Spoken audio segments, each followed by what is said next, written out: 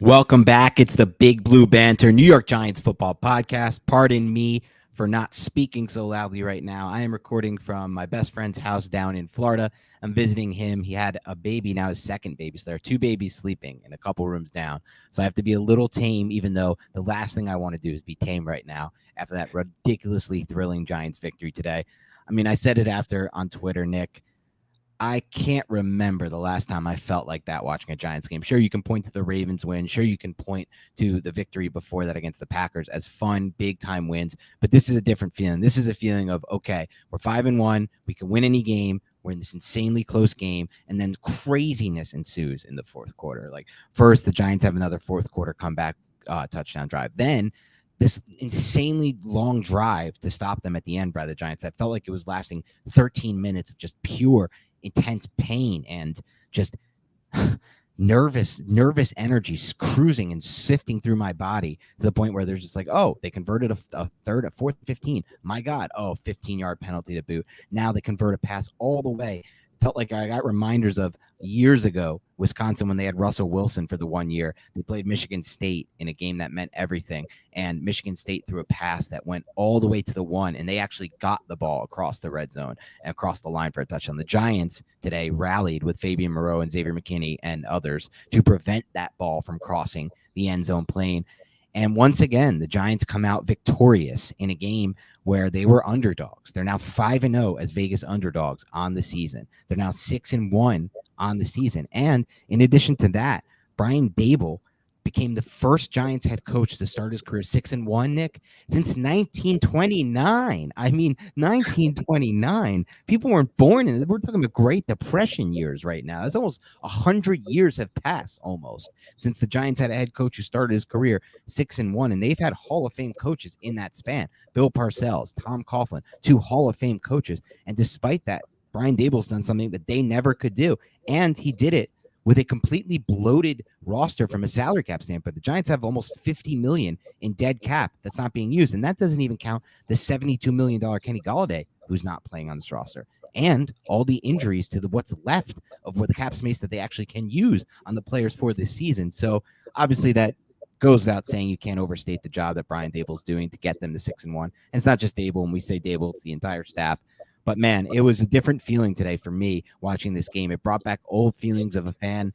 Oh, looks like the light just turned off in this room. So I'll try to click on what just happened there. It might have just went out. This is not my room. So now I'm recording in the dark here. This is hilarious. Oh, please, if you guys are listening on the audio platform, check out the YouTube right now. Unbelievably unexpected and weird. So I'll turn it over to you, Nick, and I'm going to go in the back here and try to figure out what's going on in this room I've never recorded from.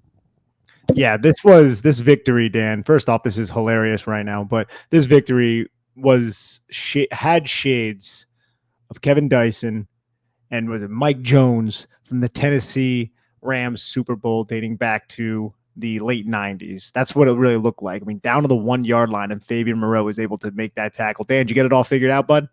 Guess for now. Let's see if that light holds up for Dan.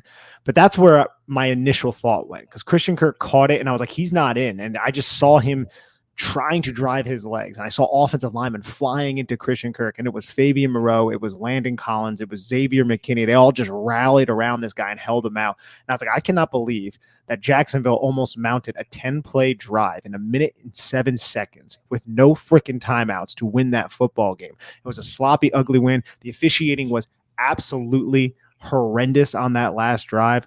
And they were horrendous the whole game. I thought the Darius Slayton DPI that benefited the New York Giants was pretty damn ticky-tacky. I thought both of the roughing the passer calls against the Giants were a joke. I mean, the Leonard Williams one, I mean, what is he supposed to do? And then Dexter Lawrence just tugs on Lawrence's collar, and they call that. I thought that was just so stupid. And then there was the Dane Belton hands in the face. I'm not even sure what the heck they thought they saw there. It was like a second of Dane Belton just having his hand in the air. But regardless, Giants ended up getting the victory. So I'm ecstatic about that. And it was ugly. It was gross. It's been like a lot of other victories that the New York Giants had. They have a lot of holes on the defensive side that I can't wait to get to the All-22 to see what the heck is actually going on. If I had a guess, Dan, if we want to get into this now, I think I have a guess. You can ask me that in a little bit. But the offense played pretty damn good. And Daniel Jones continues to impress and Mike Kafka continues to lean on the rushing attack. Daniel Jones is being judicious with his decision-making, using his legs to pick up yardage. I love what I'm seeing from the offensive standpoint, even though they're not airing the football out in a traditional prolific offensive manner, but they're still getting the job done. Defense has some issues, though. Yeah, I guess I would ask you right now. Well, first, let me say this: a penalty is bad when the announcers can't even figure out who the penalty is on. They try to run the replay. The replay shows no penalty, and they're like, "Oh, I guess it was on. I guess the referees announced the wrong jersey number of who committed the penalty because we can't see it at all on the replay." And that's when you know a penalty's bad. And so I don't know what that defensive penalty on Dane Belton or whoever that was supposed to be on was. Maybe we'd see something if we watch the All-22, but we probably won't because for some reason the All-22 me and Nick get doesn't show penalty plays. So we never get to see those. But maybe if one of you out there has that film, you can let us know.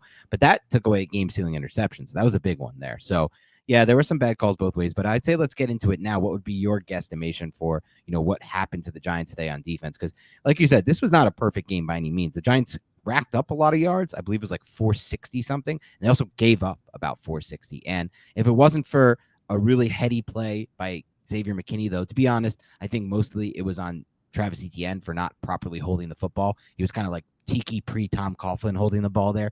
Horrific technique. And that's a fumble through the end zone. I mean, that was 7 points swing right there for the Jaguars. And then obviously the 3rd and 1, 4th and 1 stop, which, you talk about analytics. It gets to the point at some point where you're like, maybe the Jaguars should just be kicking that field goal there. But it says how been the story of the Giants all year as far as just like these big things going their way to help them win football games. And so what would be what you were alluding to before as to why you think the defense struggled so much to defend this Jaguars offense? I think on a lot of the plays that I saw from the broadcast, we'll confirm this on the All-22, so please tune into that. We'll be having it up on YouTube and going over it extensively. It looked like Tay Crowder was just not scraping over the top and getting in position.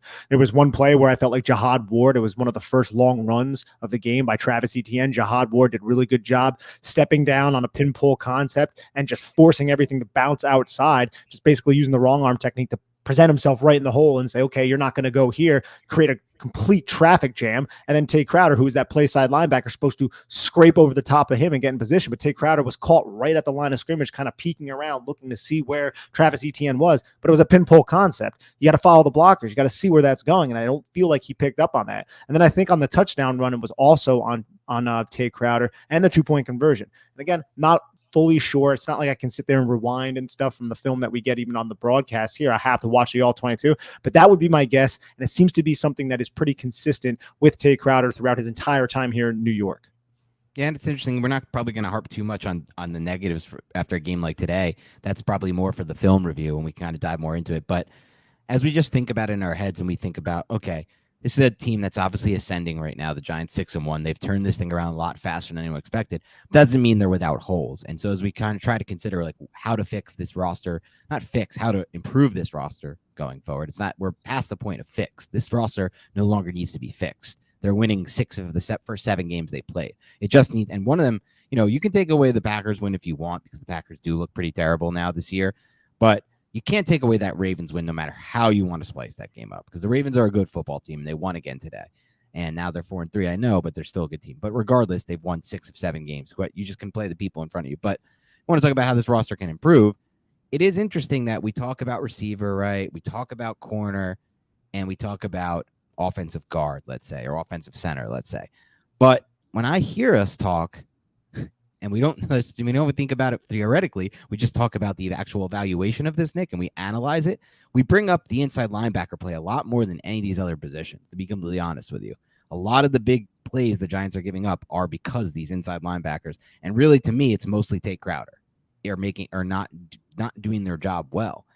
And I don't know why the expectation is that Tay Crowder would do his job all that well, because he never really has. And so it's interesting. It's something we'll look at. It's something the Giants are going to have to try and fix, but ultimately it might not be something they fix this year. This might just be a way the Giants are going to be giving up yards all year because they may just simply not have the right guy in place there. So it's something to consider as we move forward. Even something to consider if you think the Giants should be, you listening to the podcast, think the Giants should be like buyers at the trade deadline and try to maybe give up a draft pick to go for it all this year type of thing, which Nick and I are not really on board with personally. We believe that they will and should keep these draft picks because again, there's been injuries this year, but these draft picks are hitting, man. Like they're getting contributions from every single round of this draft. As far as when they're healthy, they're contributing to this team. And that shows that Joe Shane and crew know exactly the type of guys to bring in to fit this system and to fit this culture. So I don't really want to take away a rookie contract that can come in and help at 4 years and 1 million against the cap each year, or whatever it is, 1.2 million roughly, depending on the round they're taking. So that's why I don't really love the idea of trading. But if you do, you might want to consider potentially if they can get an inside backer to help out there. But we'll talk about on the all 22 more of the defense. But I do want to bring up just overall the game and how it went down and how the Giants were able to win, because I think a big factor in this game, Nick, was that the Giants were able to rush the football successfully in this game, specifically in the second half of this game, where the Giants really felt like, as a fan watching the game, and just anyone could pick this up, I think, no matter what your level of football knowledge would be, that by the end of the game, the Giants, their offensive line and their run attack overall was just wearing down the Jaguars front. And by that point, and Saquon Barkley had a great quote after the game about how it's kind of like, you get them to have that feeling of drowning. I'm going to get the exact quote that Saquon Barkley had about it, because it was a really telling quote, I thought, about how the Giants' run offense applied itself at the end of the game. They said, Barkley said, "You can't stop it, and why not? I can tell you that when you lean on a defense, you can feel it actually," and this is him saying, as a player who's played the game, "you can feel it soften up and take them and he says, you take them to the deep water and you drown them." And it did really feel like the Jaguars defense was, quote unquote, softening up, and the Giants offense was taking it to them, specifically on that last drive where they milked the clock all the way down before the field goal. And obviously Saquon Barkley made the mistake going out of bounds, but whatever, that's not here or there. And overall, after the game, when you look at the final stats, Nick, the Giants rushed for 236 yards, 107 for Daniel Jones, 110 for Saquon Barkley. It's the first time Giants teammates had 100-plus rushing yards since 2010, and that was 2 running backs.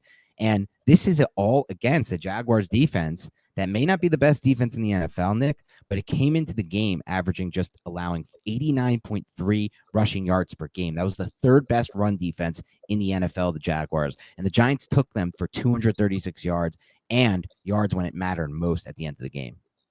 And they had Fatukasi back. Fatukasi, one of the best run defenders in the league, as we bring up. He wasn't there the previous 2 weeks.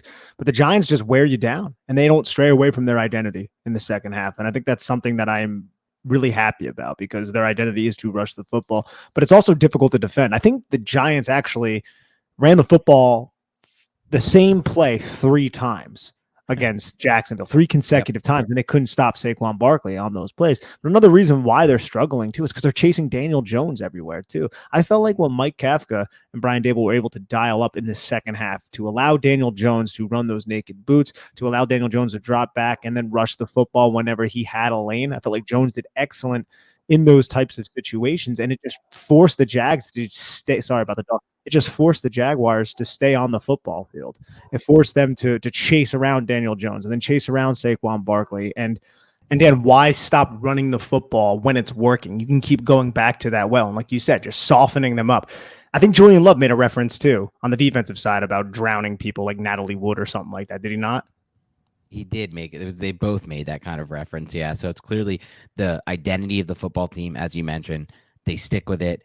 And in this game in particular, the Giants didn't really find success in the run game until the second half. In the first half, at least with Saquon Barkley, and really overall, the first half, Saquon Barkley had 8 carries for 16 yards. Then if you look at the second half splits, he had 94 yards on 16 carries. That goes from a 2.0 yard per carry average to a 5.9. And so it does kind of add to this idea that they are wearing opposing defenses down in the run game. And that's, again, with a backup right tackle in, who I thought played well. And I'm really excited to see Tyree Phillips on tape this week, because shout out Kevin Appenzeller, friend of the podcast, one of my good friends. He was like all over the signing when they signed Tyree Phillips. He thought that could be a nice sleeper. And he came right in, and I thought, at least on the broadcast, it looked pretty good from him. And with a backup left guard, because Bredesen went out. And we had just said over the last 2 weeks on film, Bredesen had taken a really nice jump for the Giants. He had been playing really good football at the left guard spot. And so to lose him and Neal in one game, you don't expect to have a second half like that where you're wearing the team down in the run game, not only with Barkley, but with Daniel Jones. Jones rushed for 107 yards in this game. The last time the Giants had a 100 yards rusher, Nick, was 1946. 2 of the stats we already said to open the show are stats that go back to 1929 and 1946. These are almost 100 years. 170 plus, but it's a long time since this has happened. And this was actually the most single game rushing yards by a Giants quarterback in their career by Daniel Jones here with 107 on the day. And so it wasn't just Barkley. It was Barkley and Jones who were taking it to him as in the rushing game. Barkley now, Nick, has 906 scrimmage yards on the season, which leads the NFL. It's actually just under 100 yards, 99 more than the next rusher or the next total yards player of any position, which is Nick Chubb with 807.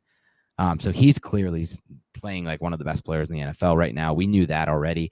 But another player who's playing great football now and has now stacked it for 3 straight games, I would say, is Daniel Jones. And so it's time to give him credit as well. We've been giving him credit. If you listened to our podcast last week, breaking down the offensive film, you should listen back to that because we did a lot of in-depth breakdowns on how Daniel Jones was playing well. We did breakdowns of how he was using his eyes, how he was processing things post-snap, ball placement, his ability to drive the football. Too, man. I'm sorry? His ability in the pocket, manipulating the pocket, which has taken major steps forward as an NFL quarterback. And so this is really now 3 games in a row of him building on it. And I think even in those I think he has taken a clear step weeks 5 through 7, but there are even some really good moments in weeks 3 through 4, I would say. Even including, yes, that Dallas game, which some people consider, oh, wow, how could you consider that game? Well, he was pressured more than any other quarterback in any game this season, that game. And I don't really go by just the total stats or the total numbers. I just go by what I see on the film. And I thought he played better in week 3 than he did in weeks 1 or 2. So we're seeing somebody who, regardless of how you slice this, is playing better football as the season goes on. And that's something you want to see. Because while we always mention year to year and over a career, progress isn't always linear. Within a new system, you would hope it would be. And that's the case. That's what it has been with Daniel Jones today. So I'm going to let you dive into some thoughts on Jones now, and then I'll kind of build off of that because I have a few other things I want to touch on specifically with Jones. But you can kind of dive into where you thought overall with Jones before I get into kind of those specific things. Jones is doing everything in his power to will this team to victory, and he's doing everything that this coaching staff is asking him to do. Is he putting up the biggest stats in the world? No. But he rushed for over 100 yards. He threw for over 200 yards, and he's making plays on third down. He should have had another touchdown pass to Marcus Johnson that was dropped, and you saw how pissed Daniel Jones was. You never see Daniel Jones kind of lose his cool. And he got a little mad. He screamed, "Catch the damn ball." And he actually said after the game he regretted doing that because he has a lot of faith in Marcus Johnson. Marcus Johnson had 2 drops in this game. There was another one where Marcus Johnson ran a deep dig. There's Daniel Bellinger. Marcus Johnson was somebody who they could claim mid-season, right? Like, you know, he's got speed. He has NFL level speed for sure, but this is a reason why you can get a guy like this on the wire.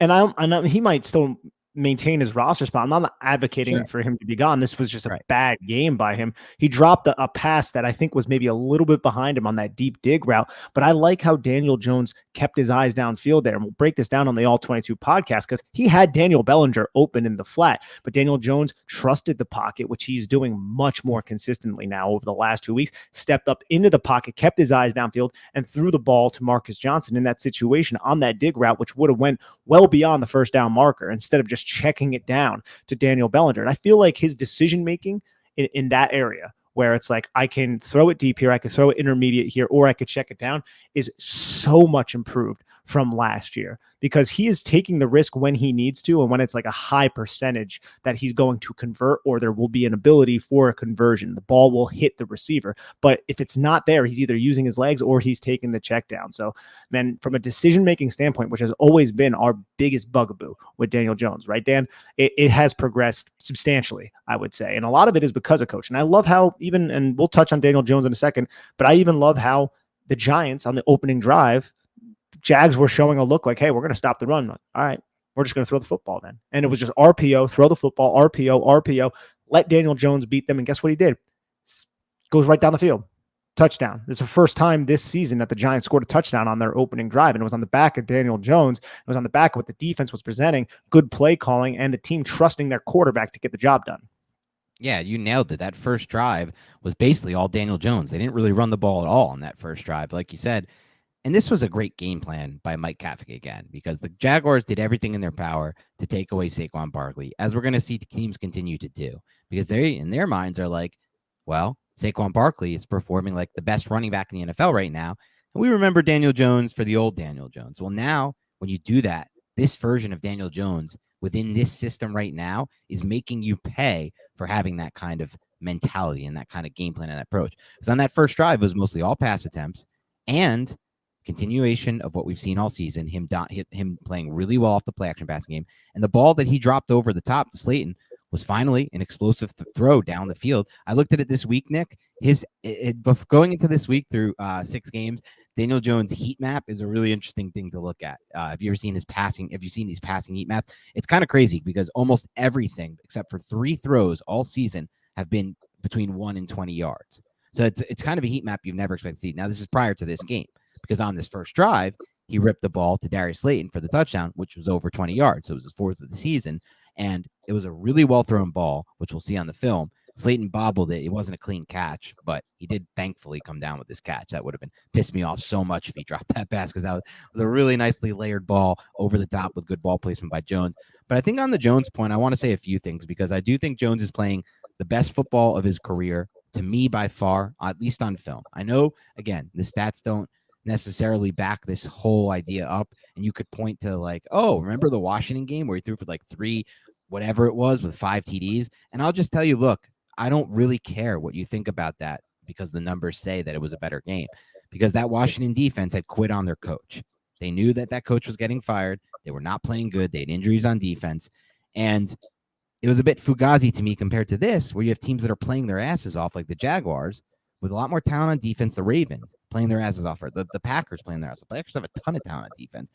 And yeah, it's not 5 TDs or whatever, but it's still 300 total yards. The rushing yards count. They count just as much as the passing yards. They're still yards. They're still moving the football. They're still getting your team into scoring position. And so he had over 300 total yards in this game, which is a lot of yards.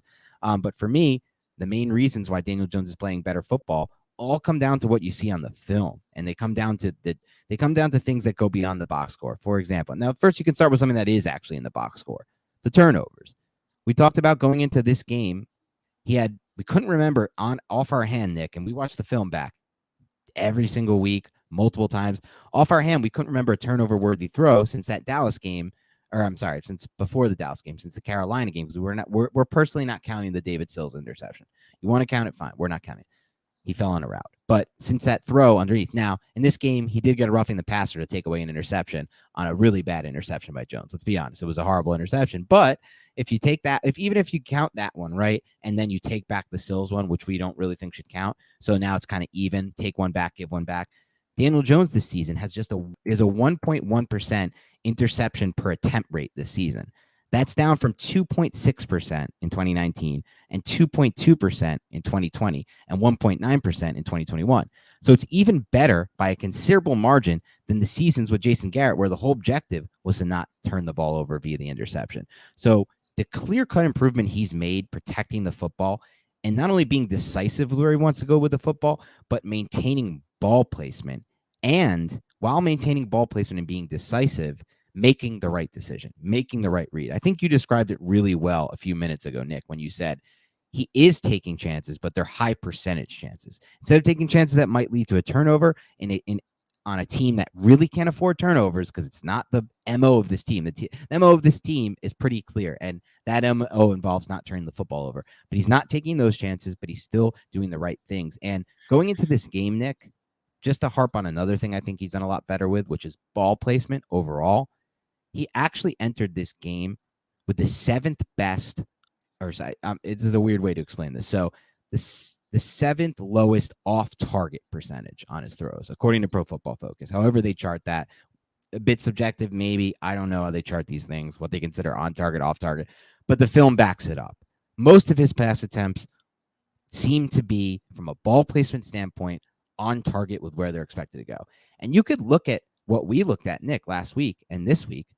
Well, Trevor Lawrence today, did he miss a few balls in the red zone where the ball placement just looked way off, yards off the receiver, right? Did we talk about last week, Lamar Jackson, the throw to Mark Andrews, the corner route to who I forget who, maybe Duvernay or one of those receivers, whoever it was, where the ball placement was just 2-3 yards off target.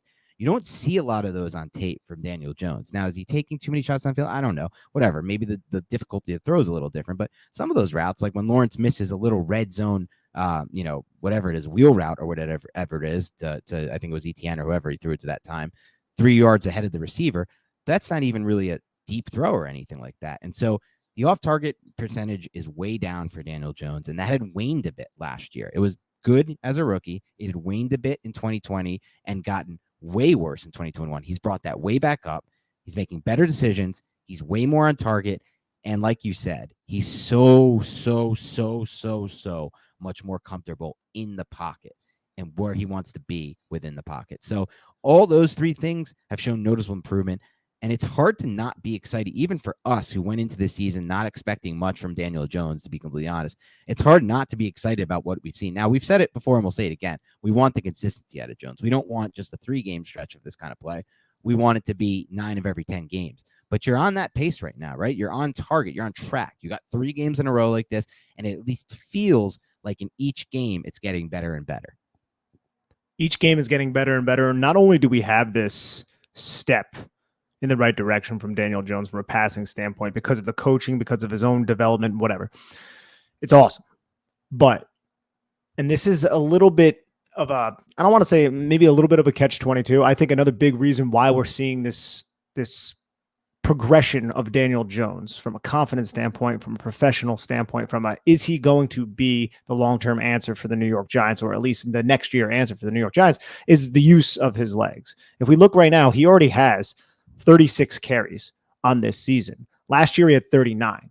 But what was one of our biggest issues with Daniel Jones, other than his decision-making, was his availability, his health, right? So it was like, oh yeah, well, Jason Garrett can't really use him that much because he's gotten injured in 2020. He got injured in 2021. Well, he got injured this season, but it wasn't all that serious. That's all well and good. And I'm knocking on wood while saying this. But right now, the way the Giants are using him, the way the Giants are designing runs for him, and the way he is typically avoiding true contact, he's either sliding or he's running out of bounds, or the Giants scheme up such a great run that the Jags or the defense just isn't anywhere near him. He's not taking those big hits. And the Giants are moving the football down the field really efficiently, really well, because the defense doesn't know who the hell to account for, and they're paying attention to Saquon Barkley. So now we actually have a coaching staff who is really actually maximizing Daniel Jones's athletic ability, because the previous one did not. And they may have other reasons not to, but we did not see the creativity from Jason Garrett in the way that this coaching staff is utilizing Daniel Jones's ability to get lateral, utilizing him on RPOs, utilizing him on the zone reads. And with the RPOs too, man, I mean, Daniel Jones, he has the ability to tuck it off those RPOs, right. But on a lot of these plays, man, everyone's reacting to Saquon Barkley. You go into the mesh point with Saquon Barkley, those linebackers, those read defenders, they always bite up. They always approach the line of scrimmage, and then that glance route and that slant route is open right behind them, or that flat route to Wandale Robinson in this game on that, I believe it was the first drive. It's just the Giants understand how to take advantage of man coverage just by using stacks. Get Wandale Robinson, who's a small, like 5'7" wide receiver, get him off the line of scrimmage and give him a free release, and then run the other wide receiver in the stack at his defender to create that natural pick. And then he's open. And then all Daniel Jones has to do is read one player. Okay, he's pinching towards the line of scrimmage. That means there's going to be one less defender out there to cover Wandale Robinson. And I know there's going to be a pick on Wandale Robinson's defender. Easy pitch and catch to Wandale Robinson. It's just great scheming, and we've seen it in every single game this season. Yeah, you're right about that. And it's really to give this, like, because we can get into the coaching too, because the coaching was once again excellent in this game. I mean, you got to give them credit for the fact that we did not go into this season thinking that a strength of Jones from a trait standpoint was his ability to throw off platform on the run. And they've figured out, just from watching their own film of him over the years, and not just from watching film, probably just from practice and things of that nature, that they can actually utilize him in that way. And he's actually been better in this season than by far at any point in his career as a thrower on the run. And that's something that is just amazing to me, because it seemed like we had a lot of film on him through those first 3 years, and it wasn't something he could do. But now, as you look back on it, now that we've seen a coaching staff figure out how to do that, and that not only can he throw on the run, but you can use him as a weapon, as a throw on the run. He's actually looking pretty damn good. This game wasn't the best example of that. There weren't too many of those throws on the run that we've seen from the past weeks. But if you look at the first 6 weeks of film, you'll see plenty of examples of him throwing the football with good ball placement and good velocity and good touch and good timing on the move. And that's the difference here, because you can look at all 3 years of that film now and just be like, well, you know what? Pat Shurmur, look, he developed a really nice system for Jones as a rookie. It was right, all half field stuff, high-low reads. Jones did a good job with it, sort of. I mean, really, it was just 3 games where he beat up on teams, but it's viewed as a great season, whatever. The past 2 seasons with Garrett, You're like, oh, can he do it? Why aren't they designing him? They have the one game where they try to run bootlegs with him against Carolina, right? And you're like, oh, the offensive line, that's the reason they're doing it. And it wasn't even that effective. They had like a couple of those plays work. A lot of them just didn't work. Now you're having him be super effective, like you said, on all these runs, on all these throws on the run. Why? Because a lot of these, you put the defender in conflict, right? It's simple stuff to us. Like, it seems so simple now watching a coaching staff do it, but it seems so difficult for the other staff. And so, I love the idea that they found something new that he can do as a quarterback, and that not only that he can do well, or not only can operate, that he can operate at a high level. And I thought in this game, Nick, the coaching staff came out with an unbelievable game plan to attack this style of defense. The Jaguars, like we talked about earlier, had no interest, just zero interest in letting Saquon Barkley beat them. Okay, so what did the Giants do? The Giants have been a very run-heavy team on early downs coming into this game. Well, they decided to be a pass-heavy team. These are stats according to Warren Sharp of Sharp Football. In weeks 1 through 6, the Giants' pass rate on early downs was just 56%. In week 7, and this is in the first half, so these are the first half stats. The Giants obviously leaned on the run more in the second half when they were able to, and that's kind of their game plan in the second half. They wear them down, then they start to take advantage of the run. This is true even if they run or pass in the first half. But this game in the first half, 56% pass rate on early downs, weeks 1 through 6. In this game, up to 64%. And in weeks 1 through 6, with that 56% pass rate, they had just a 6.3 yards per attempt overall. In this game, with the 64% pass rate, 8.1 yards per attempt overall. So it was a clear jump. They clearly just came out here and said, we're just going to play the chess match the way. And this is what I love about this staff. Every week is a different chess match, a different game for them to play. There's no set thing. There's no, weeks 4 through 5, we really established the run and started playing the run game. So you know what? Let's make sure we do that again this week. Nope. If the defense doesn't allow you to do it, they're not going to force a square peg into a round hole.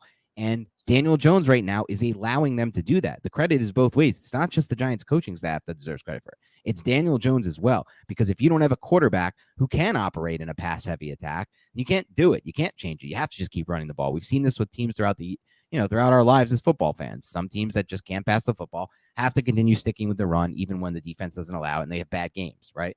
That's not the case right now for this Giants offense. No matter what you throw at them, they're able to produce some level of offense. And today, it was really consistent. It was over 400 yards. I think it was like 435 total yards of offense.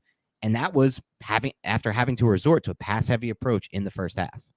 Off of option, too. Remember, they were read options. The first play of the game, Slayton, that was a read option. All right, you want to play Saquon Barkley, we're going to throw. Wandale Robinson, 2 plays later, that was a read option. And I believe there was another one that was a read option. The only time, Dan, they ran the football on that first drive, they lost 4 yards to set up the 2nd and 14 touchdown pass to Darius Slayton. And that's not something that has been consistent with the Giants at all this entire season. It really says something about how this team is playing. And like you said, their ability to adapt, their ability to adjust. They're not just a one-trick pony. Like, the only modus operandi about this team right now is don't beat yourself. That's the only MO. Don't make stupid mistakes. Don't take dumb penalties.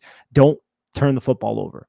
That's the only MO that the Giants have been consistent with this entire season. And then have your defense be opportunistic in the second half. Stick to what works in the second half. If you're down by a couple scores, you could still run the football. And if you're running effectively against the opposing team, continue to do it. Don't worry too much about the clock, and then make the defense pay when they try to over pursue the fact that they can't stop Saquon Barkley in the second half because they're tired or whatever it is.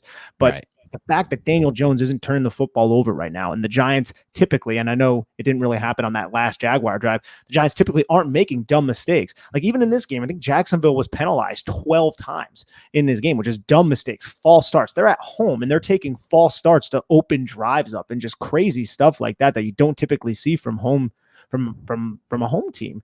And credit to the New York Giants Big Blue faithful for traveling, because there were a lot of Big Blue New York Giant fans in the audience there. But as long as the Giants can continue to play disciplined football and they don't turn the football over, they're going to be well coached enough to be in every single one of these football games. And that's what's really exciting. It really is. And like you said, they're in all these football games because of things like that. Jeff Kerr of CBS Sports said today that he feels like the Giants arguably the most disciplined football team in the NFL, the most well-coached and disciplined football team, specifically in the fourth quarter. And I don't know that I can argue with that right now. If I look around the NFL, I'm not sure there's a more disciplined team from, you can look at some of the penalties the Giants took on that final drive, but one was a phantom call that the announcers couldn't figure out. Another seemed pretty bogus too on the Dexter Lawrence sack fumble. That was very bogus. That was very bogus. The only one to me that like was warranted was the Adoree Jackson one. It seemed like he hooked him a little bit. I was fine with that call. I was fine with that too. But other than that, I mean, look, the Giants have been a very disciplined team. Week in and week out, they're winning the penalty battle. They're not turning the football over. These are the two key signs of being, and they're not wasting timeouts. Those are the three key signs of a disciplined football team. They may very well be the most disciplined team in the NFL, which is quite amazing, to be completely honest, not only for any first-year coach, but especially for a first-year coach coming into a situation like the one he came into after Joe Judge, right? And after Jason Garrett. And to an extent, after, obviously, at this point, we're learning Patrick Graham, because clearly the Giants have a bigger edge now with Wink Martindale than they do with Patrick Graham. There's a lot of things that I want to talk about on this, and there's only so much time, Nick. I do want to mention that shout out Dan Egro, friend of the podcast, one of my good friends, who was at the game today. He has family down in Jacksonville, and I had a couple other people corroborate this about where the estimation is between about 60 and 64% Giants fans in that stadium. At the end of the game, we could obviously hear it. The Giants were incredibly loud on that Jaguars final drive. They started that drive with a 5-yard false start penalty. That's how loud it was. And it was either that, it was the second to last drive, actually, the one after the Giants had scored with the Jaguars had like 4 minutes left. They started that with a false start. At the end of the game, there were a lot of "Let's Go Giants" chants. So really cool to hear that the Giants took over there. Shout out Dan Egro for being my boots on the ground there. Let's talk a little bit about the Giants offense in the first half, some other key topics I want to talk about. Then we also have to get to the injuries as well.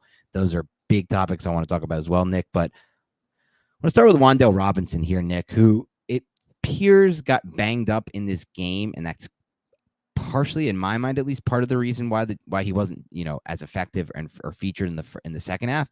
But in the first half, I mean, 7 of the first 12 targets for Daniel Jones were to Wandale Robinson. He had finished the game with an 81% route participation, the highest of his career with the Giants. It was clear they wanted to get him involved early on that end-around push-pass play. He put on the unbelievable juke to create like an extra 8 yards after contact and kind of give Giants fans a glimpse of what he can be for Daniel Jones and for this offense. What were your thoughts on Wandale Robinson today? Wandale Robinson showing contact balance, bouncing off of tacklers. Dude, he's shifty, man. He's shifty. He's very exciting. He's a lightning bolt whenever he has the football in his hands. And you think about the way the Giants are calling their offense. We talk a lot about X receiver, traditional X receiver. And I think having size at the receiver position is always a great asset to have to any offense. But with this offense, it seems like players like Richie James, players like Kadarius Toney, if he could get healthy and get out there, players like Wandale Robinson, they don't even necessarily have to be smaller, but those guys who can make people miss in a phone booth, those are the players that can have success in this type of offense where they're moving laterally. They're catching the ball on the run. They're not really catching the ball stationary. You're not asking them to win many 50-50 balls, albeit you would love to have that, like we saw with Darius Slayton winning on that touchdown pass. But the way the Giants are getting Wandale Robinson, these designed touches, just get the football in his hands and just make people miss, it's working so far. And it's early, obviously, but it's working so far, and I think it's going to continue to work because he's fun, and it reminds me of how Kentucky used him, to be real. Right. From the film that we watched when we did study Wandale Robinson coming out of Kentucky, we saw a lot of this on the Kentucky film. That's why Nick brings it up, and it's so cool to see it translate to the actual NFL field. You take that jump in the level of play, and yet this coaching staff can also figure out a way. And I really think he's going to quickly become Daniel Jones' best friend in the passing game. Daniel Jones needs friends in the passing game. That's pretty obvious. This is not the most stacked roster at the receiver position, though. Look, we did see some interesting things at receiver today. We saw a lot less of David Sills today than we've seen in a long time, and I got to be honest with you, I don't think that was any kind of surprise, or I shouldn't say surprise. I don't think that was unexpected. I think it was by design. And quite frankly, despite the fact that Marcus Johnson had the quote-unquote drop, which, by the way, I think we'll see on film again, Nick, it's a drop, and he should have caught it, and he could have caught it, but it was also a really well-played ball by that Jaguars defender because he did not come off that first receiver at all. He understood where to be, and he understood that he shouldn't come off that receiver and to break on that pass where Johnson back. Now, I want to watch it again to see if he did get his hand in there, and yes, I do think Johnson could have caught that for sure, but I got to be honest, this offense operates a lot better in my mind when David Sills is not on the field. And I hate to say it, I'm not really trying to knock Sills. It just speed kills at receiver in the NFL. You need separation. You need speed on the field for a multitude of reasons. From a schematic standpoint, to me, is the number one reason for spacing purposes and for both vertical and horizontal spacing purposes. But you're starting to see that trend. And I think that, Wandale Robinson is another guy who can add a level of speed to this Giants offense. And so I wanted to point that out. I wanted to point out Mike Kafka again, not just, in the fact that he had this pass heavy approach in the first half that worked before relying on the run. That naked bootleg that he called. I mean, when you see a call like that, it was immediately just like rattling off text messages in my group chats, my brother being the first to come out with it. As a fan, when you watch a call, when it looks that damn good, when Jones ran that naked boot there after that many runs in a row and the entire defense really just focusing in on the running back. I think it was at Breida at the time because Barkley, I think, was off the field for a couple plays, but I might be wrong. It still might have been Barkley. There wasn't a body in sight. Jones rolled out, and Jones operated an excellent play fake there. I mean, he hid the ball really well. But it doesn't matter if he hit it or not, in my opinion. That defense was committed to stopping the running back on that play. And he just took himself another free first down. And it's just like that situational play calling. Because I think a lot of what makes Mike Kafka and Brian Daboll special from an offensive standpoint is their week-to-week game planning and just the overall system that they're running and just general play calling. But it's the situational stuff that, to me, is what makes him really special as a coach, because you have to have such a good feel to be a situational play caller. You're in the heat of the moment. You have a whole play sheet. You don't know what to call. And he just keeps pulling out these unbelievable situational calls. And I wanted to give him credit specifically for that naked boot call at the end of the game, because to me, that was just clicks right away in my head. Damn good play call. And that was on a 2nd and 8 too. And they pulled the backside guard, Josh Azudu, looking like it's going to be a play to the front side with Matt Breida. But it's all a ruse, Dan. It's all a ruse. Daniel Jones does a good job tucking it away. Tanner Hudson runs that deep 7 route. It's the same play that we saw against Chicago that resulted in 2 Daniel Jones rushing touchdowns. Just go back to that well. And if Jacksonville's going to over pursue, make them pay. And I love that play call too. It's so damn simple. It really is. And it's Daniel Jones has only thrown the ball, I think, once. And the Giants have called that play maybe 5 times. They called it 3 times against Chicago, maybe one other time. And now they called it this week. And he threw it the one time to Tanner Hudson. But other than that, he's been able to run on the naked boot because everybody is going in one direction. Daniel Jones is way too athletic when you run that play to the field to have defenders who are already pinching to stop the run totally transition their momentum to go after Daniel Jones. Daniel Jones is going to outrun them to the sidelines, and he routinely does. He's very, very athletic, and I'm just glad that it's finally being correctly leveraged, yet not in a dangerous manner, because Jones is also, like we brought up a little bit earlier in the podcast, getting down and not putting himself in a position to take dumb hits. Even though a little bit earlier in the season, Dan, there were a couple times where I was like, oh, bro, get down. Just get the hell down. I haven't seen that, though, in the last couple weeks.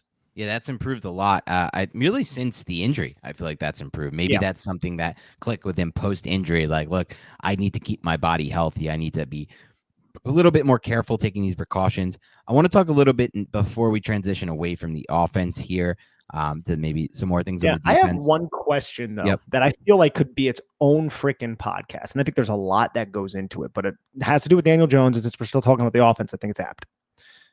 If Daniel Jones, or if the New York Giants hired Brian Daboll to be their offensive coordinator with Joe Judge, what would the conversation have been about Daniel Jones at this point? Because remember, Saquon Barkley ends up getting injured. I don't know exactly how all of that would have transpired back in the 2020 season, but Daniel Jones was a second-year quarterback entering a system that was absolutely broken and archaic, and it kind of painted who Daniel Jones was for the last 2 years. Oh yeah, he can't do this, he can't do that. But if he was playing this way in his second year, I'm not even sure if that would have been possible because there's so many other factors that go into it.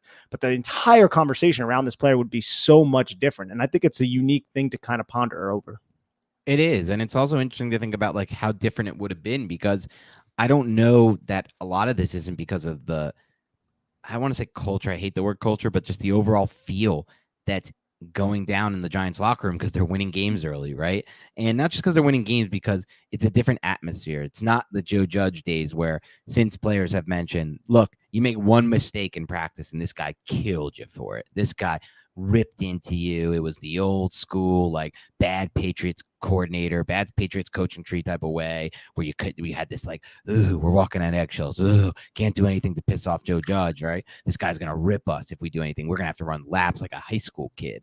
And so I just don't know if that like it just to me feels like it's a little bit more free. These players are allowed to kind of have their own freedom. And so would Brian Daboll have full control over his offense under Joe Judge? That I'm not sure of. It could be the case. I don't know. But, Judge, at times, Daboll, I mean, it's been a very smart offense, but at times he's allowed Jones to do things that could. Oh, yeah, go ahead. Or just not even just Joe Judge. Like, just say if you could just have made that hire in Jones's second year, what Jones's development would have been at this point and how that would have shaped our opinions. Let's look at it like that. I like that better. Yeah. If it was just Daboll and Kafka in year 2. Yeah. And that's a great question, man, because if that's the case, and if Jones continues to progress like he has this year, you could say that by now, by this 4th year, it would be year 3 of Brian Daboll. Who knows how good he could be right now as a quarterback? Now, I don't think Joe Jane would have signed Kenny Golladay, especially after he saw the X-ray, not the X-rays. If he heard the news about that hip surgery, I just don't see him signing Golladay post hip surgery. I know he wants to sign Kyle Rudolph. I know he wants to sign Kyle Rudolph for sure. Darius Toney, I doubt he would have drafted. Right, that's almost a guarantee he wouldn't have drafted Toney just based on not just the injuries, but just like you talked about earlier, just kind of understanding the system and being kind of that heady type of wide receiver for what they need for this option route offense. But so a lot of the pieces would be different around Jones. But the assumption is the pieces will be better, right? Like not getting anything out of Golladay. Toney's been injured a whole season. And Kyle Rudolph was an absolute joke of a disaster of a signing. So they're not getting anything of those guys. So you're right. I mean, look, it could be, and that's going to be the case, by the way, that's made this offseason. If Jones can keep it up, that's the case for giving him big money. If that's what it takes to keep him on the roster. The case is, well, this is really only year 1 in our minds of what he can be. We're really reforming and reshaping him as a quarterback. Not only that, in quarterback years, he's still incredibly young. So that's the other key thing here. This is not a running back where the shelf life is like 26 and they really fall off at starting at 27, or receiver where it starts to get bad into the 30s, whatever, corner where you need to rely on your speed and all those types of athletic traits. Quarterbacks can play for a damn long time. I mean, now we're starting to see the final years of this Tom Brady, Aaron Rodgers situation, and Tom Brady looked worse than I've seen him at any point in his career. The wheels might be falling off fast there, but look, he's 45 years old, right? Like, so this shelf life here is very different for quarterbacks. He is 20 years older than Daniel Jones. Think about that for a second. And so it's a great question, Nick, and it's something we'll consider as we move forward, obviously, and we consider and ponder the future of Daniel Jones. If he continues to play like this, he deserves to have a future here in New York, in my opinion. And I think Brian Daboll and Joe Schoen will agree with that too. Now, the question becomes, how much do you want to commit to that, and how much guaranteed money with all the deals that are going on with Kyler Murray and Lamar Jackson kind of holding out to get a deal like a Russell Wilson type deal, and how that really impacts the rest of the market? I don't know. That's something for another day, but it's a great question. And speaking of that, as long as we're pondering those types of questions, Nick, at this point, man, as I look through the NFL and I track it every week, look, my job is to cover fantasy football for CBS Sports, and I don't miss a single NFL game all week. I'm reading about it. I'm watching film. I'm watching people's breakdowns. We're getting to the point here, dude, with the 6-1 Giants, where we have to seriously start to consider if they're legitimate contenders to win the NFC. And I don't think it's far-fetched to say that they are at this point. Combination of things that work in their favor here. 1, they're getting better under this head coach. 2, they haven't been fully healthy at any point this year, and they still have the opportunity. Remember, a big part of the reason the 2011 Giants won the Super Bowl is they got healthy at the right times. Their defensive line got really healthy for that playoff run, and that was a major factor. And getting healthy at the right time is not either. No, it's not a knock. Yeah, time is like one of the key factors in the NFL for going on playoff runs. So they still have the opportunity to get healthy at the right time. They still have the opportunity to grow within the system, specifically Daniel Jones as the quarterback position, the leader of that offense. And in addition to all of that, the NFC doesn't really have any teams that scare me right now outside of the Philadelphia Eagles and a couple other teams that we're going to get to see pretty soon. The Seattle Seahawks this week, a huge barometer for where the Giants are at, because face it, the Seattle Seahawks are a good football team right now. They weren't expected to be going in. Now they're with the Giants, but Geno Smith is balling out. That offense is really difficult to stop, and the Giants are going to have a ton of trouble stopping that offense. And unfortunately for the Giants, that's a better offense with Kenneth Walker than it was with Rashad Penny. That's quite clear and obvious when you watch Walker, who's an absolute stud out there at the running back position. They are more dynamic, difficult to stop. Now, Giants might catch a break here if DK Metcalf has to miss a week or two with this injury. We don't know yet the extent. He was carted off and didn't return, but so far the X-rays said he was good, but that typically seems like it should be a longer injury. We'll see. And they'll get to face the Vikings too, who I believe are 5-1 and another team. But outside the Eagles right now and the Cowboys, if and only if Dak Prescott can get back into a groove, which he should be able to be completely honest. I don't know, man. I feel like the Giants can contend with any of these other teams, which is crazy to think about. The Giants very well may be one of the absolute contenders to win the NFC this year, as soon as this year. I know. And show me how that can't be true. People will point to, oh, this is a lucky win, blah, blah, blah. It's not just a lucky win. Yeah, Randy Bullock missing a 47-yard field goal. Some may point the luck, but the Giants put themselves in that position to have Randy Bullock miss that field goal. And you could say that about all these games. The Giants don't go away, man. The Giants are down three quality teams. I wouldn't say Green Bay is quality, but Tennessee, Baltimore, Green Bay. The Giants are down by multiple scores in the second half. Any other New York Giants team would have folded then in recent memory. This New York Giants team don't, but I even think we're past that conversation. And I see a lot of people talking about this on the timeline. This isn't just a feel-good story anymore. The New York Giants they're legit contenders in the NFC. Now, some of that might be a product of the fact that the NFC, like you said, isn't all that strong right now. Yes, but still, this team is sitting at 6-1. It's just their division. That's what I'm most scared about. In division games, they can be unique in the sense that sometimes, a worse team ends up beating the better team. And I'm not saying the Giants are clear-cut a worse team, although I do believe that the Philadelphia Eagles are a better team than the New York Giants and the Dallas Cowboys are right now. Doesn't mean that the Giants are going to lose all those games. All you got to do is win one game. And with this coaching staff and the Giants not turning the football over and an opportunistic defense, I think the Giants can beat the Eagles, and I think they can beat the Cowboys in a one-game type of situation. That's all you need to advance in the playoffs. And the Giants are going to be able to play 3 more games against those 2 teams. So it's going to be exciting, but it's a conversation that not even you or I thought was going to happen. And we actually had the Giants winning more games than a lot of other people who cover the Giants, at least before all the injuries in the preseason. But if you would have told us then, oh yeah, the Giants are going to be 6-1 and they're going to be possible contenders to win the NFC, would have been like, you are high on marijuana. But they're not, because they are. Yeah, it's just crazy, man. I feel like the Eagles, I think, are clearly a better team than the Giants. I want to start by saying that. So I'll start by just establishing that. The Eagles have an elite offensive line, an elite defense right now, 2 elite corners. Jalen Hurts is playing great football, 2 elite receivers. Okay. That team, I can say, I'm really scared to face. And I'm not so sure the Giants are going to have a good chance against those in their match against the Eagles. But the Cowboys, man, I know it was a Cooper Rush, but I was at that game. A few breaks didn't go their way, the Giants. They missed a field goal. They had a few other things that didn't go their way. Yeah, they had the dropped bomb to CeeDee Lamb from Rush that probably should have been a big play and did go the Giants' way. But I think the Giants can beat that Cowboys team. So now you look at these other contenders. The Bucs, to me, are just not going to get it together. Maybe I should rein that back in, because counting out Tom Brady is about the stupidest thing you could possibly do over time. And you also saw that Tom Brady put a dime on Mike Evans that would have went for like a 60-yard touchdown, and Mike Evans like hot potatoed it up in the air. Game might have been different because that was on the first drive too, but even so, you had an entire game to get it right against the objectively worst team in the NFL, and you didn't. Right. And after that point, Tom Brady was really not throwing the ball well. That was the worst I've seen him throw the football I can remember. The Packers, we both agreed, aren't that good of a football team right now. Maybe they'll get it together. I don't know.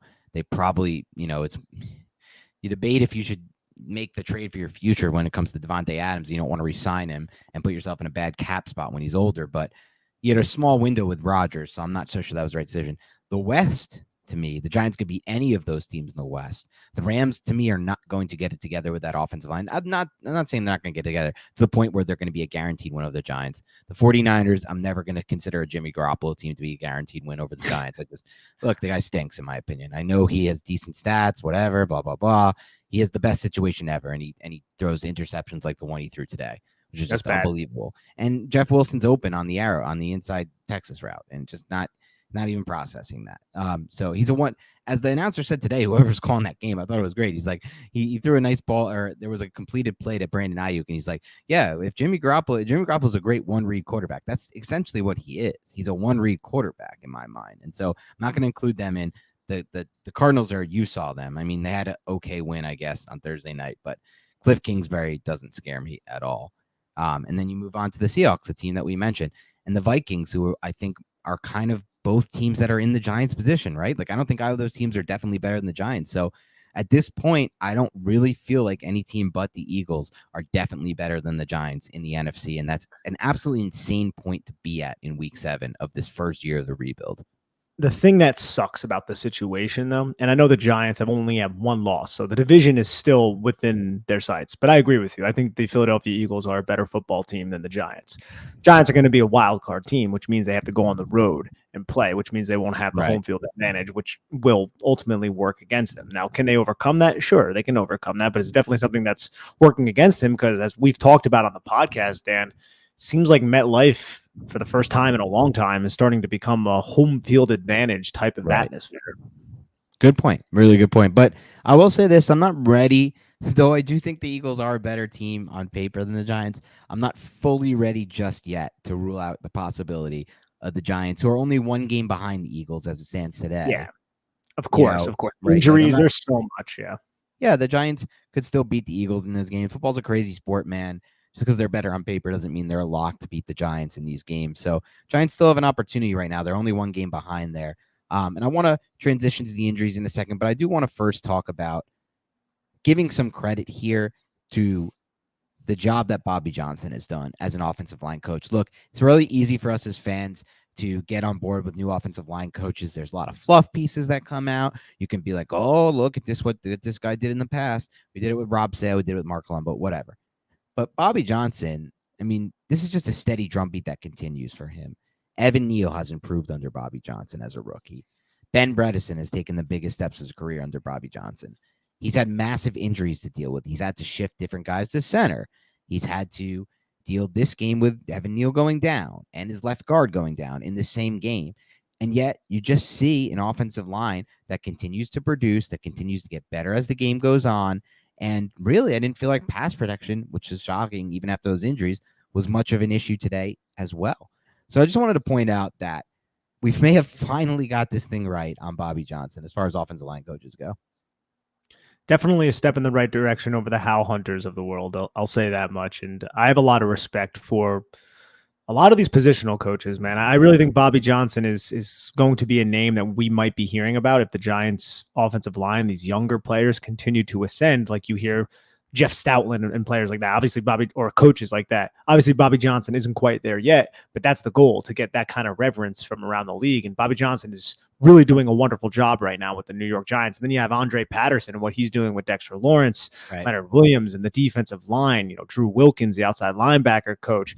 You have obviously the GOAT in the back with Jerome Henderson. Man, I'm so glad the New York Giants retained him because he was on the previous staff, and he seems to really get the most out of all of his players. He did with James Bradbury, he did with Jabril Peppers, and now he's doing the same thing with Adoree Jackson right here, who's, I mean, Dan, is it hyperbole to say that Adoree Jackson is playing like a top 10, top 50? He's playing like a top 10 cornerback right now. Now, he's not coming away with those interceptions, but he's always in phase. He's always in coverage. And that play that he had on Evan Ingram on the 3rd and 5, his momentum was going inside, and he was able to just stop on a dime and work right back inside of the whip route, get his hand on Evan Ingram's hip, and then work his front hand through the catch point. Like, that is excellent technique right there, and it requires so much body control to do that. And I feel like Adoree Jackson comes up with a play like that every single week. And he might not be the name that you associate with some of the top corners in the league, and I don't think he's quite on Patrick Surtain's level, but he's freaking good, man. And I'm really excited about the growth that he has seen under Henderson's tutelage.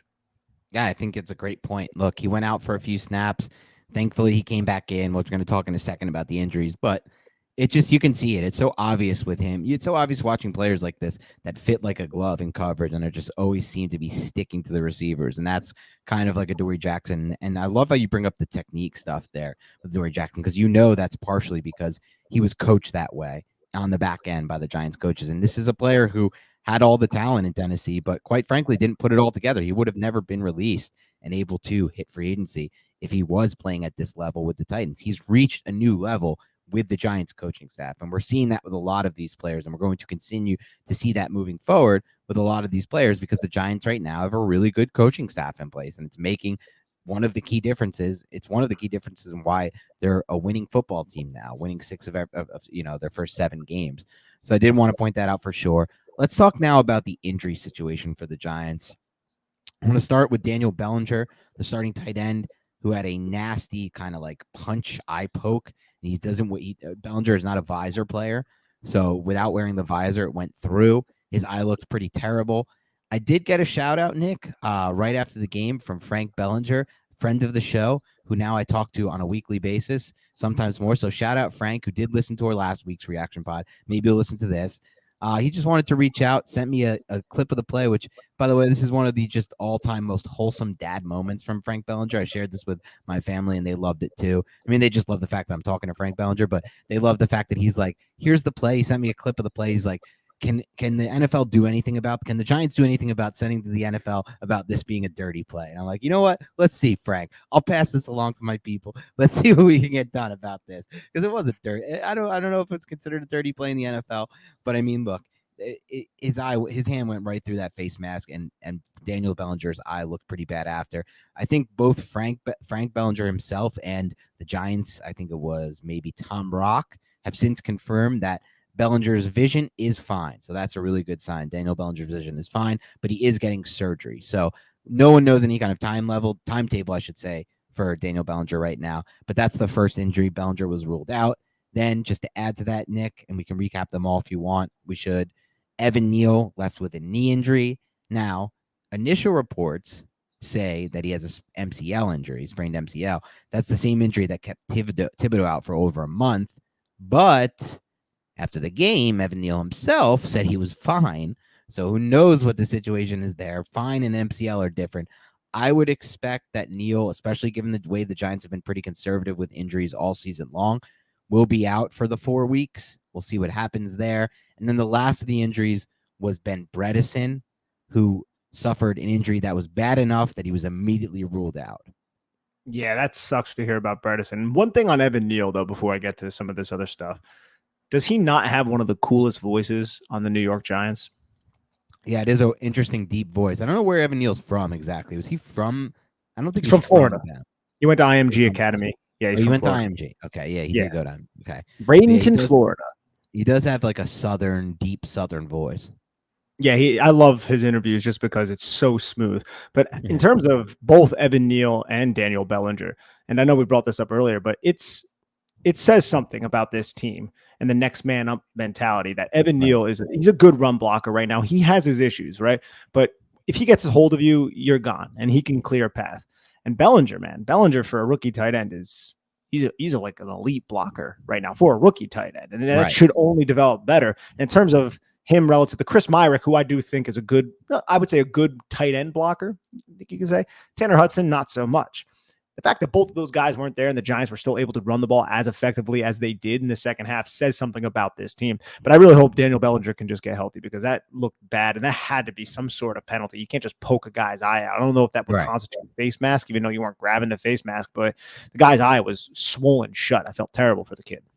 Yeah, and so I think the good news, at least, is that his vision is still fine. That's what you were first fearing when it comes to Daniel. So get well soon, Daniel. And Frank, if you're listening out, we're all obviously pulling for your son, hoping he gets back on the field pretty fast, or really at his own pace whenever it's good for him to kind of get through this. And the Giants obviously need him back on the field. Look, you said it best. They don't really have tight end depth behind Daniel Bellinger, especially not at that level. And like I said last week, Daniel played his highest. He really ascended into a different role last week, and it was trending in that same direction this week, that really full route participation type of role, a lot more targets. So we were starting to see him all trend in that right direction. So hopefully both Daniel and Evan Neal and Ben Bredesen can get back on the field fast, because these injuries continue to pile up for the Giants at just an insane rate this season. It seems like they can't make it through a game without, last week they did actually make it through a game without a major injury. So 1 week whoop-de-doo. But I mean, the Giants have just been snake bit by injuries this season. You can't even blame it on the MetLife turf when you go down to Jacksonville and you get 3 major injuries in one game to 3 starters all on the same side of the ball.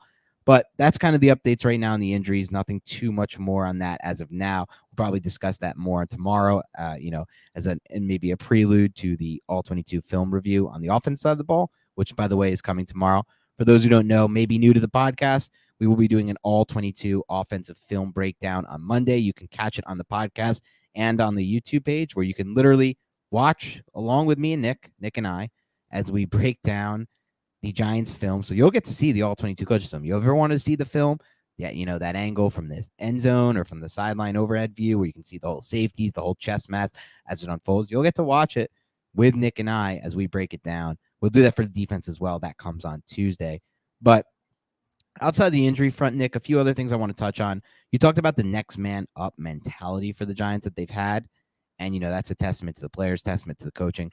Fabian Moreau is a player that's really interesting right now because Fabian Moreau is playing what's easily, at least on film and by the numbers, because the advanced numbers actually show really well for him.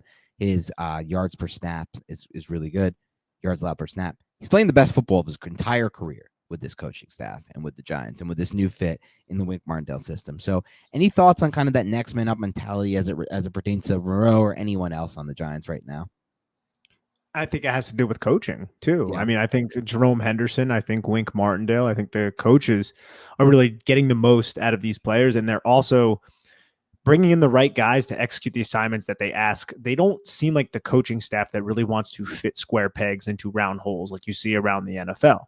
And the roster isn't all that great, but I really think this pro scouting department does such an excellent job really diving into who this player is, what their capabilities are on and off the field, and if they can handle what this team is going to ask from them. And they bring guys like Fabian Moreau in. They bring guys like Jalen Smith in. They bring guys like Nick Williams in right before the season starts. And these guys are executing their assignments, I would say, at a relatively high level. These are replacement level players, guys who are on the scrap heap. And they come here and they're getting maximized by this coaching staff. What is that going to say to other free agents who have a choice? Can I go play with Wink Martindale or can I go to this spot? Well, maybe I want to go play here because I can get a role here. And it seems like a lot of other free agents who were in the same position that I was in really ended up getting bigger contracts because they played really well. Players are going to want to come and play for the Giants because of that. So I really love what the New York Giants are doing with a lot of these veterans and how they're getting the most out of them right now. Yeah, you're right. And that's part of the reason why they're able to do things like a 3rd and 1 and a 4th and 1 stop on back-to-back plays. Every week, it seems like they come up with these key stops and key situations or big plays that really swing the difference of the game. And we're seeing that over and over. So we'll wrap it up here, Nick, because we have a lot to talk about this week, a lot more to come. But as far as quick reaction, I'll wrap it up with a couple stats and then a quote. You can jump in if you want. The Giants are now... Let's see this one. Have started 6-1 or better while allowing fewer than 25 points in each of their first 7 games for just the 5th time in history. 2 of the other times they've done this, Nick, 89 and 90. 2 of the more memorable seasons in their franchise history. I know only one led to a Super Bowl, but still very memorable. This was the 5th game-winning drive for Daniel Jones. That's good for number 1 in the NFL among all quarterbacks.